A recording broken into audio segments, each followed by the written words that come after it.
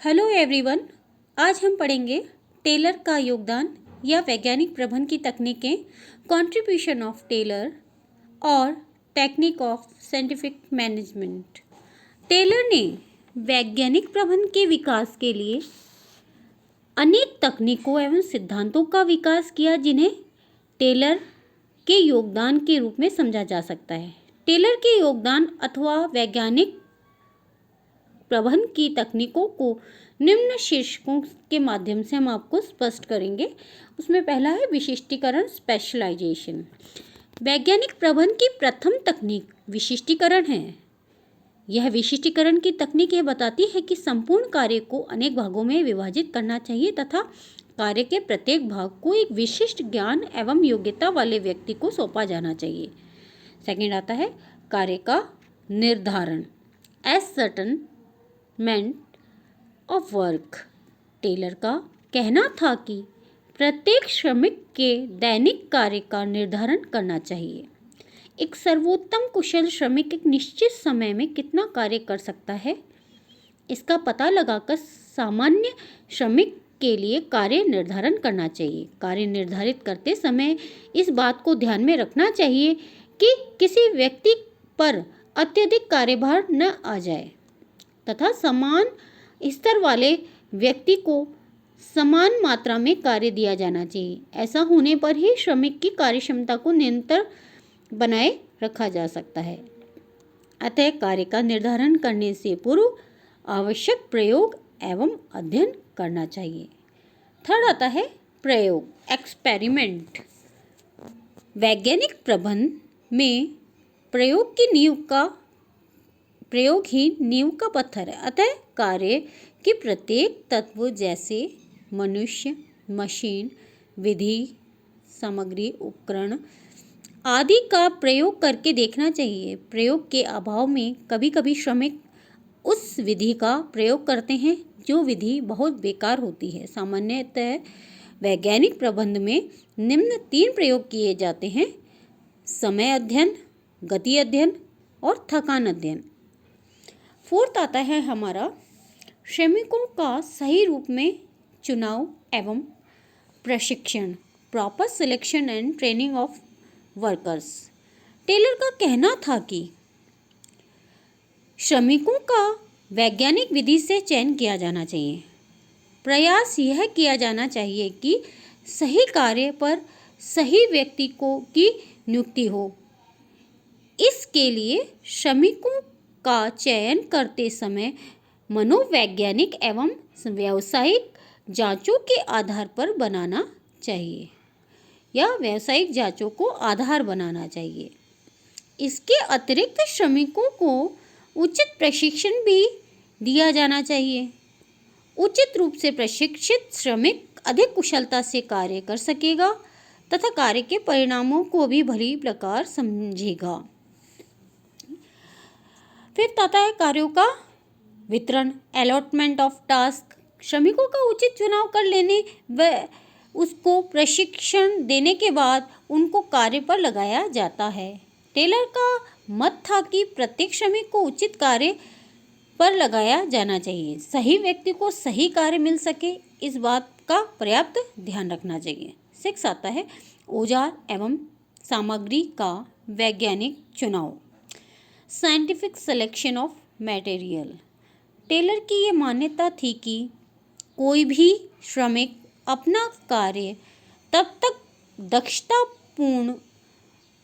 दक्षतापूर्वक पूरा नहीं कर सकता जब तक कि उसे उस कार्य को करने के लिए उचित उपकरण एवं सामग्री उपलब्ध नहीं कराई जाए। इसके लिए प्रबंधकों को सामग्री एवं उपकरणों का वैज्ञानिक विधि से चयन करना चाहिए। जब तक कि ऐसा नहीं किया जाएगा तब तक श्रमिकों द्वारा उत्पादित माल में एकरूपता लाना संभव नहीं होगा। 7 पॉइंट आता है कारखाने में सौहार्दपूर्ण वातावरण।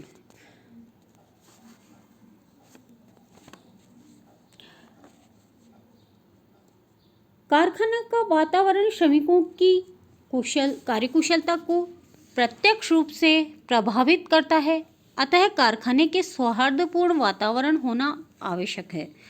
सौहार्दपूर्ण वातावरण में ही श्रमिकों में कार्य के प्रति रुचि उत्पन्न की जा सकती है और उनमें कारखाने के प्रति अपनत्व की भावना का विकास किया जा सकता है। इससे उनकी कार्यकुशलता पर अनुकूल प्रभाव होता है। 8 पॉइंट आता है प्रेरणात्मक मजदूरी प्रणालियाँ। टेलर ने कारखानों में प्रेरणात्मक मजदूरी प्रणालियाँ लागू करने का सुझाव दिया। उनका ये मानना था कि कार्यकुशलता तथा कार्य के प्रति प्रेरणा उत्पन्न करने के लिए कारखानों में प्रेरणात्मक मजदूरी प्रणालियाँ लागू की जानी चाहिए। उन्होंने कारखानों में विभेदात्मक मजदूरी प्रणाली अपनाने का सुझाव दिया। इस विधि के अनुसार प्रमापित या अधिक कार्य करने पर अधिक ऊंची दर से पारिश्रमिक देना चाहिए, जबकि प्रमापित से कम कार्य करने वाले व्यक्ति को कम मजदूरी या कम पारिश्रमिक दिया जाना चाहिए।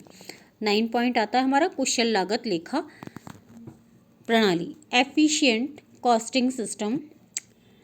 वैज्ञानिक प्रबंधन का एक महत्वपूर्ण सिद्धांत है कुशल लागत लेखा प्रणाली। इसके द्वारा प्रबंधक अपनी कमियों को जान सकता है और उन कमियों को दूर करने के आवश्यक प्रयास कर सकता है। लागत लेखांकन विधि वैज्ञानिक विधि मूल्य निर्धारित करने एवं वस्तुओं की लागत को नियंत्रित करने की एक महत्वपूर्ण विधि है। प्रबंधकों को कई बार अपने माल के तैयार न होने से पूर्व ही माल बेचने का सौदा करना पड़ता है। ऐसी स्थिति में माल के निर्माण से पूर्व ही विक्रय लागत का अनुमान लगाना पड़ता है, जो लागत लेखांकन से ही संभव है। 10वां है प्रमापीकरण स्टैंडर्डाइजेशन। टेलर ने इस बात पर भी बल दिया था कि प्रत्येक प्रबंधक को उत्पादन सामग्री, यंत्रों, विधियों आदि का भी प्रमापीकरण कर लेना चाहिए। प्रमाप निश्चित कर लेने से या प्रमाप निश्चित कर देने से कार्य एवं उत्पादन में एकरूपता बनी रहती है। 11 पॉइंट आता है अपवाद का सिद्धांत, प्रिंसिपल ऑफ एक्सेप्शन। टेलर ने उत्पाद का सिद्धांत भी प्रतिपादित किया और कहा कि सामान्य परिस्थितियों में संस्था के सभी कार्य अधीनस्थ कर्मचारियों द्वारा किए जाने चाहिए।